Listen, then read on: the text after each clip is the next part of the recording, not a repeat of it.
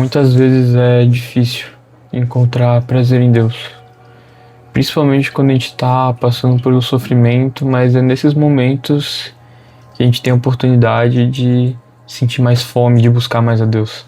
A palavra que eu quero trazer aqui é de Provérbios 27:7.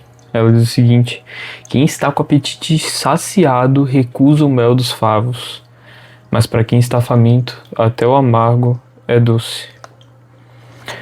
Quando a Bíblia fala sobre o mel, ela fala dele de uma forma muito linda, como algo que significa sabedoria, que é doce e que é prazeroso. Deus usa várias vezes o mel para falar sobre as bênçãos divinas. E o que mais me pegou nessa passagem é porque aqui logo no início diz que quem está com o apetite saciado recusa o mel dos favos. Então quando a gente está cheio das coisas do mundo, quando a gente está cheio dos prazeres, sabe? Quando a gente está sendo alimentado só com os prazeres que satisfazem a nossa carne imediatamente, a gente recusa os mel de Deus, os favos de Deus, porque não existe espaço para Ele. A gente perde a fome por Deus, por isso que quando a gente peca e a gente permanece pecando, a gente se torna cada vez mais insensível à presença de Deus. E isso tem tudo a ver com essa questão da gente estar cheio de tudo, mas ao mesmo tempo vazio, porque nada disso preenche verdadeiramente o nosso coração. E a continuação dessa passagem ela é muito forte, porque ela fala que, mas para quem está faminto, até o amargo é doce. Então, para aquele que está completamente vazio de si, para aquele que está com o coração quebrantado, para aquele que está buscando a Deus, para aquele que anseia por Deus como as costas anseiam pelas águas, para esse até o amargo se torna doce. Então até as provações, os momentos difíceis se tornam doces. E eu falo que dessa passagem com propriedade porque eu estou no meio de um momento amargo. Meu avô tá na UTI, as coisas não tão fáceis em casa e é muito sofrimento e muita dor, mas eu consigo enxergar o doce de Deus em meio a esse momento de tanta amargura. Não é fácil, mas é quando a gente tá isento de tudo, sabe? Quando a gente tá completamente vazio do nosso próprio eu, com o coração quebrantado e livre dos prazeres, que a gente de fato consegue encontrar prazer em Deus em qualquer circunstância. Pode ser na amargura, pode ser na doçura, tudo acaba virando doce. Nós somos capazes de encontrar doçura até nas provações, porque tem fome da presença de Deus. O nosso estado interno muda a percepção do que nos é fornecido. O que está cheio do mundo não reconhece a riqueza do mel de Deus, e aquele que está faminto da presença, até na dor, encontra a doçura da provisão de Deus. A gente vê claramente na Bíblia diversas vezes que todos os heróis da fé, eles passaram por momentos de amargura, de provação, de medo e sofrimento. E eles conseguiram encontrar repouso em Deus. Eles conseguiram encontrar um lugar para se alicerçar em Deus. Davi, quando foi perseguido pelo próprio filho, ele conseguiu descansar em Deus, porque ele confiava em Deus. Daniel, quando estava na cova dos leões, conseguiu descansar e dormir, porque ele confiava em Deus. Em meio às provações, às dificuldades, às perdas e às dores que a gente vai encontrar alicerce em Deus. A gente vai encontrar um refúgio seguro para o nosso coração. É no meio dos momentos de amargura que muitas vezes a gente vai encontrar a doce presença do Pai. Então existem algumas perguntas que são muito importantes que a gente se faça para entender para onde a gente está indo. Se a gente está indo para o caminho certo ou o caminho errado, ou por que a gente não sente mais vontade de estar na presença de Deus. Porque o mel de Deus parou de ser doce para os nossos paladares, para a nossa boca, sabe?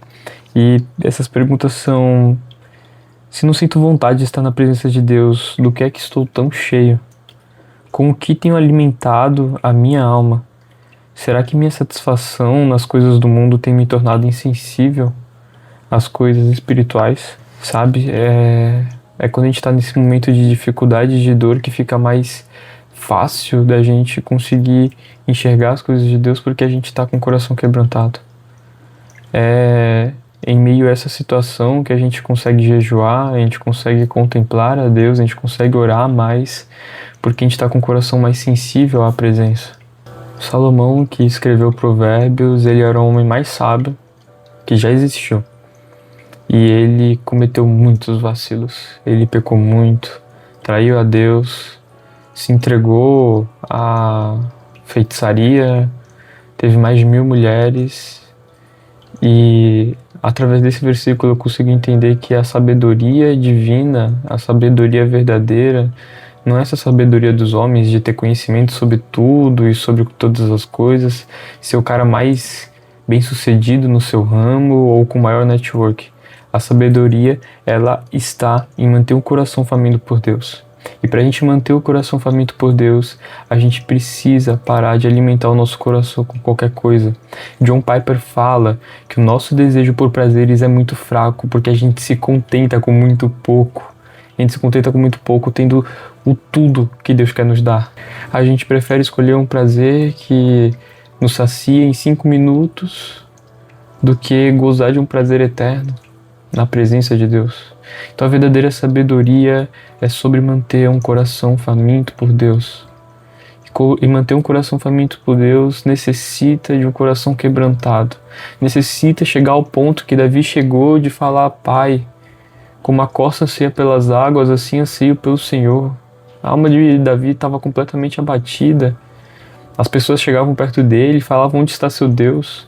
Mas mesmo assim ele manteve a confiança, porque ele confiava em Deus, ele tinha sede da presença de Deus. E agora existem alguns versículos relacionados a essa passagem que eles nos ajudam a entender melhor o que Provérbios 27:7 quer dizer. Mateus 5:6: Bem-aventurados os que têm fome e sede de justiça, porque serão fartos. Salmo 107:9: Pois ele sacia a alma sedenta e enche bens a faminta.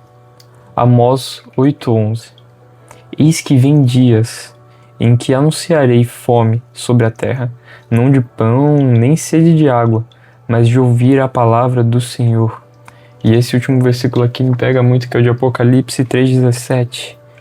Dizes: rico sou e de nada tenho falta, e não sabes que és um desgraçado, miserável, pobre, cego e nu. A gente tá cheio de tanta coisa, mas de nada. A gente fala que não precisa de Deus, que a gente pode seguir o nosso próprio caminho e que tudo bem. Pobre é você. Pobre, cego sou eu, que muitas vezes enxergo no meu trabalho a confiança da minha vida, onde eu enxergo no meu trabalho a segurança para minha vida. Tudo isso é vão, a vida em si, ela é vã quando a gente não está debaixo de Deus. Tudo que a gente faz, em geral nessa vida é vão, sabe? Você está trabalhando hoje, mas o teu trabalho um dia vai acabar, um dia você vai morrer e tudo passa muito rápido. Sabe, então do que a gente está cheio, o que a gente está procurando? Será mesmo que a gente tem que focar tanto só nessa vida e só nas coisas que se resumem a essa vida? Será que a gente não tem que buscar os tesouros de Deus? Será que a gente não tem que buscar ter prazer em Deus?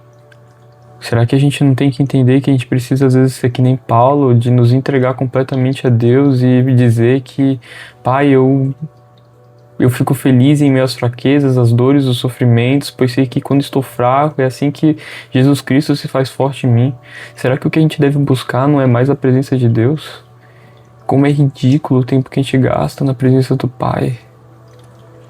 A gente quer colocar relógio, cronômetro para fazer devocional, mas a gente se entrega às redes sociais passando horas no celular.